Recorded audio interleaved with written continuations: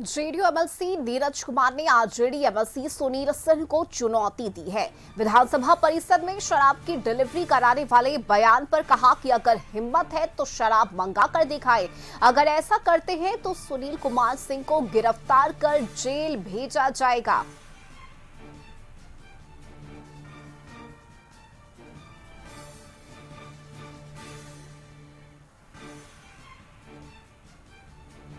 वह शुभ दिन बहुत जल्द आने वाला है और हमारे लिए भी उपलब्धि होगा कि बिहार उत्पाद अधिनियम की धारा 30 अगर ऐसा कृत्य में पाए जाइएगा तो गिरफ्तार होइएगा।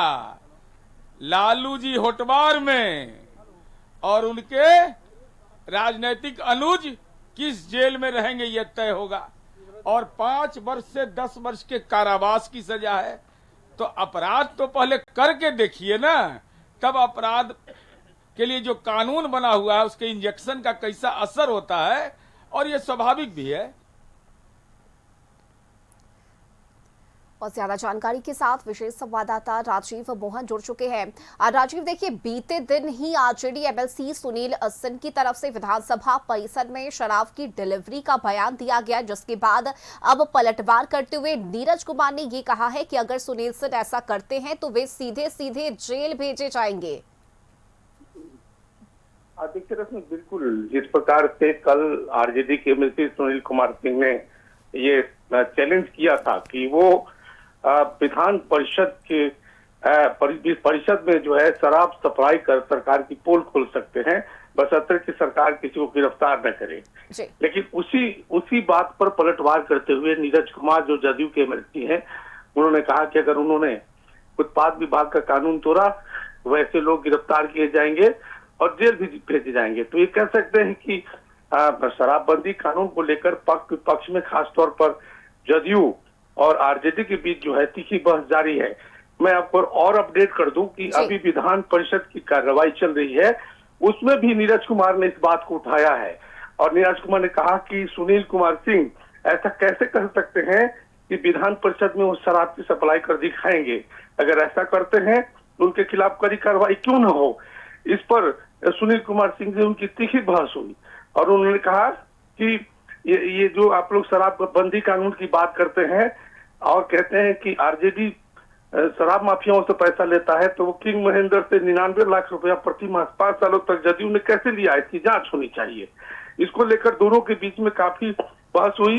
उसके बाद जो है विजय कुमार चौधरी जो बिहार सरकार के वरिष्ठ मंत्री है, जदयू कोटे के मंत्री हैं, उन्होंने बीच बचाव करते हुए कहा कि देखिए, इस पूरे मामले में जो सामाजिक अपराध है, ये शराब पीना कौन कहता है कि अच्छा है।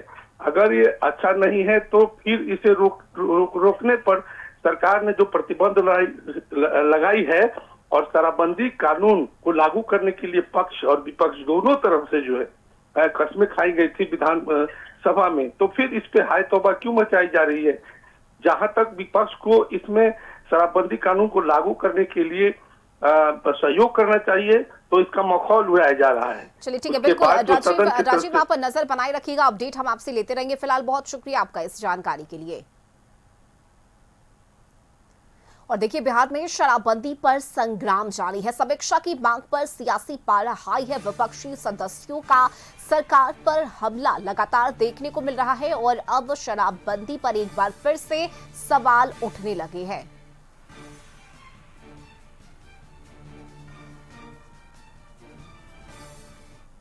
सरकार को विचार करना है, हम मांग नहीं कर रहे हैं, क्योंकि हमने तो शराबबंदी पर मुहर लगाया है और उस समय हम एनडीए, हमारी महागठबंधन की सरकार थी और हमने मुहर लगाया है। अब सरकार को विचार करना है कि क्या करना है। आप तो खुलेआम एनडीए के नेताओं को छूट दे रखे हैं कि शराब लाओ, बेचो और करोड़पति और अरबपति बनो, और उसमें कुछ पुलिस पदाधिकारी भी हैं जो इस खेल में शामिल है।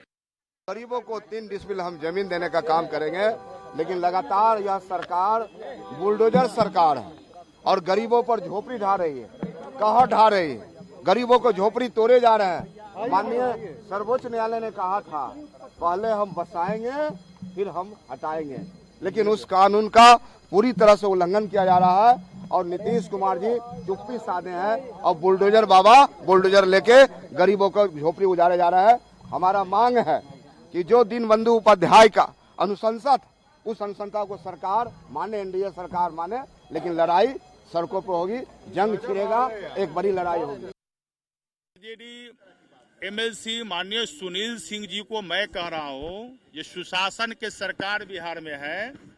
यदि आप दारू लेकर के विधान परिषद के या विधानसभा के कैंपस में यदि डिलीवरी करा दीजिएगा तो आपका जगह जेल में होगा, क्योंकि अब बिहार में सुशासन के राज कायम है। यदि सुनील सिंह जी को इसका मतलब दारू डिलीवरी कराने की बात करते हैं, एक माननीय विधायक विधान पार्षद होके, तो क्या सुनील सिंह के दारू माफियाओं के साथ साठगांठ है? क्या वो नहीं चाहते हैं बिहार के अंदर पूरी तरह दारूबंदी हो? क्या कहीं कहीं से कोई लीकेज होता है तो उसमें सुनील सिंह जी का हाथ होता है क्या?